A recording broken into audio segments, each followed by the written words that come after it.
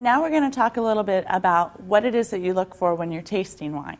So I'm going to pour just a little bit of the Chardonnay here in the glass.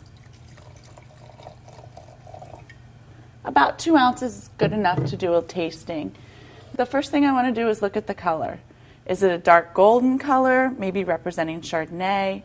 Is it a lighter style color that maybe represents Sauvignon Blanc? Are there any highlights in there? Is it a concentrated color? So you can look down into your glass, you can tilt your glass. Is there any sediment? I don't see anything in there. So we look at the color, and then you want to swirl your glass. And when you swirl the wine, you're going to be looking at the legs or tears that fall down the side of the glass.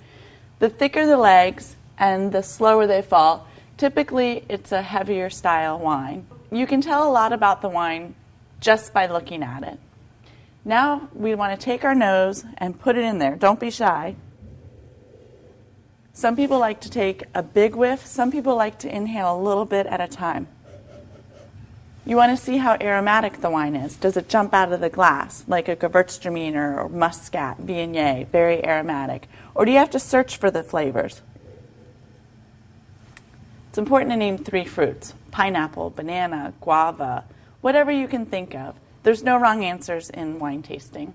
Then you want to figure out what else might be in the wine, whether it's minerality, earth, could be rock, slate, wet stone, maybe a little bit of oak usage or no oak. Do you smell vanilla? Do you smell spices, potpourri?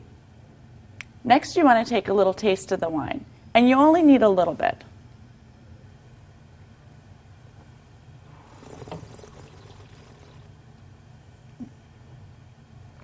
If you inhale a little bit, then it helps to aerate the wine and it helps to coat all of your taste buds so you get the total flavor of the wine. Does the wine resemble the fruits that you talked about? Do you get the oak that you were smelling? How does it taste on your mouth? Acidity is very important in wine, and that's what makes wine pair so well with food. Acidity is when you feel the water gushing down the sides of your mouth. It's also important when tasting wine to think about the finish or the length of the wine. And what's important with that is, especially if you're hosting a dinner party at your house, if the wine lingers, then your guests will tend to drink less. If it's a very short finish, then they're going to continue to drink, and before you know it, you've gone through that whole case you bought.